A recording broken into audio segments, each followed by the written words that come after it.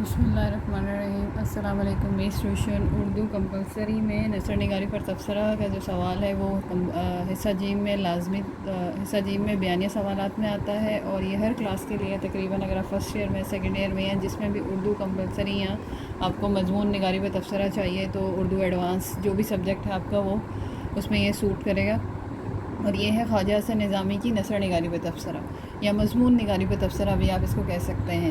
اس کو میں آپ کے لیے ریڈ کروں گی اور اس کی پریزنٹیشن اسی طریقے سے ہے جس طریقے سے میں نے کرنی ہے، بس یہ تھوڑا سا میں نے ہیڈنگس کو مارکر سے نہیں لکھا تو وہ آپ دیکھ لیجئے گا۔ باقی میری ویڈیو کو میں پورا آپ کو ریڈ کر کے دوں گی، میری ویڈیو کو پورا دیکھیے گا۔ اگر کوئی لفظ نہیں سمجھ آتا تو مجھے بتا دیجیے گا۔ باقی میری ویڈیوز کو اپنے فرینڈ کے ساتھ شیئر کریں، میرے چینل کو سبسکرائب کریں، ویڈیوز کو لائک کریں۔ اچھا، خواجہ حسن نظامی ابتدائیہ۔ بہت سے لوگ یہاں پہ حالات زندگی بھی لکھتے ہیں لیکن وہ لکھنے کی ضرورت نہیں ہوتی ہے، لیکن آپ کی مرضی ہے تو پھر دیکھ لیجیے گا۔ بقول ڈاکٹر ابو الخیر کشفی، خواجہ صاحب جیسا لکھنے والا اردو میں کوئی نظر نہیں آیا۔ یہ کوٹیشن ہوتی ہے تو اس کو بلو سے لکھیں اور اس کوٹیشن کو سینٹرلائز کر کے بلیک سے لکھیں۔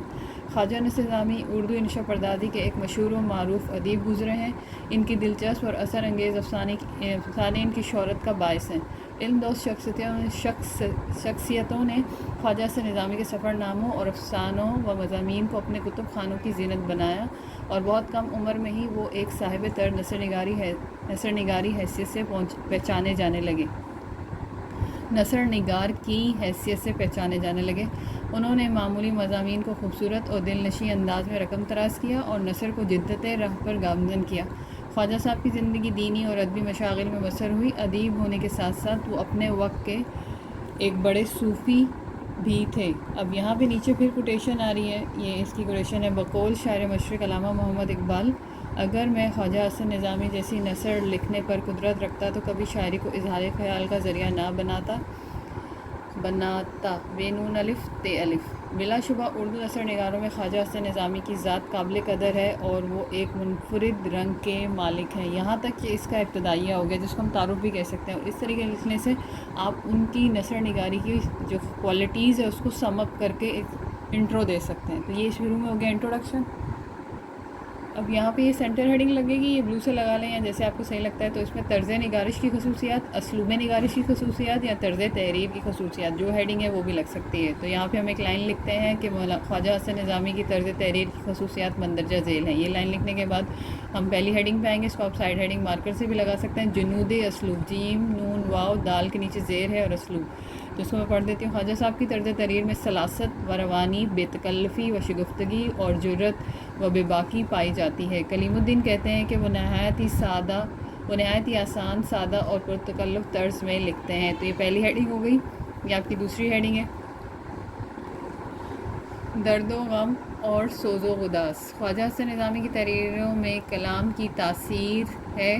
ان کی اکثر تحریروں میں انتہا سوز و گداز پایا جاتا ہے۔ ان کی تحریروں کو پڑھ کر ہر آنکھ اشک بار ہو جاتی ہے۔ وہ خود کہتے ہیں، میں نے زیادہ تر غم و درد کے مضامین میں اپنے دل کو مائل پایا ہے۔ دوسرا ڈاکٹر اعجاز احمد کہتے ہیں، وہ جب چاہتے ہیں موقع کو دردناک بنا دیتے ہیں۔ تو یہ ہماری دوسری ہیڈنگ ہو گئی۔ اس کے بعد تیسری ہیڈنگ ہے، دہلی کی بامحاورہ زبان کا استعمال۔ خواجہ حسن نظامی دہلی کی ٹکسالی اور بامحاورہ زبان لکھتے ہیں۔ سادہ اور شیریں ہونے کی وجہ سے قبول عام کا شرف حاصل ہے۔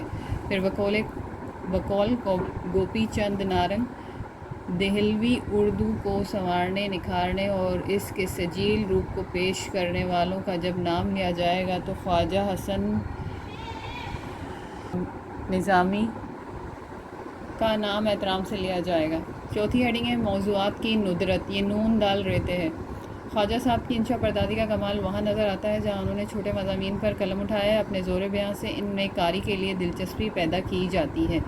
ان کے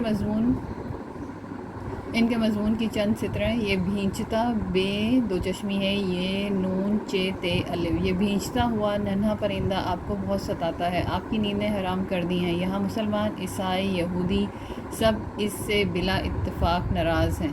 یہ ایک شعر ہے اس کے لیے۔ حسن نظامی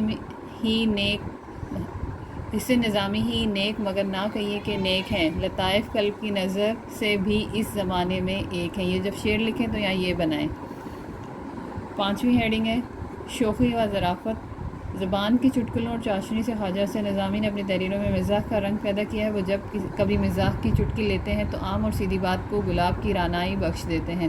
اپنے مضمون پیاری ڈکار میں لکھتے ہیں، یہ نئے فیشن والے مجھ کو زور سے ڈکار لینے نہیں دیتے، کہتے ہیں کہ ڈکار لینے لگو تو ہونٹوں کو بھینچ، بے دو چشمی ہے نون یہ اور چے، بھینچ لو اور ناک کی نتنوں سے اسے چپ چاپ اڑا دو، آواز سے ڈکار لینی بڑی بدتمیزی ہے۔ پھر اس میں ایک اور شعر ہے، صوفی بھی ہیں سائیں بھی ہیں اور ملنگ بھی، اور جانتے ہیں خواجہ تجارت کے ڈھنگ بھی۔ تو یہ شعر ہے اس کے ساتھ۔ پھر یہ نیکسٹ ہیڈنگ ہے، دکھ بھری داستانیں۔ خواجہ صاحب کی ادبی زندگی کا ذکر آتے ہی پردہ ذہن پر وہ داستانیں آ جاتی ہیں جو انہوں نے مغلیہ خاندان کی تباہی کے حوالے سے لکھی۔ بقول نکات، جس طرح پریم چند کے افسانے راجپوتوں کی عظمت یاد دلاتے ہیں، اسی طرح خواجہ صاحب کی کہانیاں مغلیہ تہذیب و تمدن اور حکومت کے زوال کی ترجمانی کرتی ہیں۔ نیکسٹ ہے، سادگی میں پرکاری۔ سادگی میں پرکاری کے جوہر، یہ جو ہے پھر یہ جوہر خواجہ صاحب نے اپنی تحریروں میں دکھائے ہیں، ان کی مثال پورے اردو ادب میں نہیں ملتی۔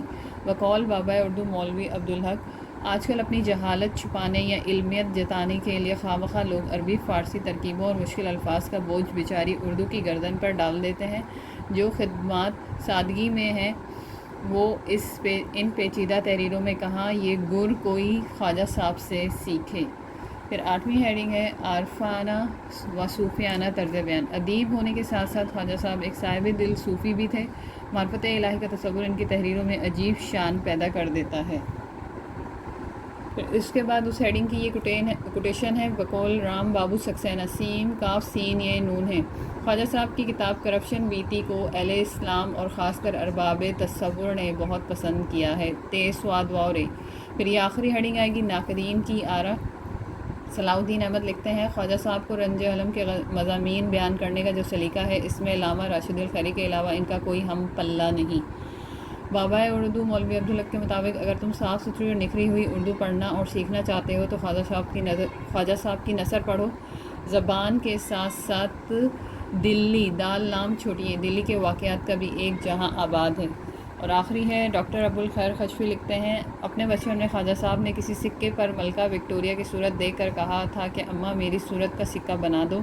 ان کی والدہ تو صورت کا سکہ نہ بنوا سکیں، لیکن خواجہ صاحب نے اردو زبان و ادب کی دنیا میں اپنا سکہ ضرور چلا دیا، اور اس سکے کی قیمت کبھی نہیں گرے گی۔ امید ہے یہ آپ کو سمجھ آیا ہوگا، اور یہ میں نے سارا ایکسپلین کر دیا ہے۔ میرے چینل کو سبسکرائب کریں، میرے ویڈیوز کو لائک کریں۔ اللہ سب کو کامیاب کرے۔ اللہ حافظ ناصر۔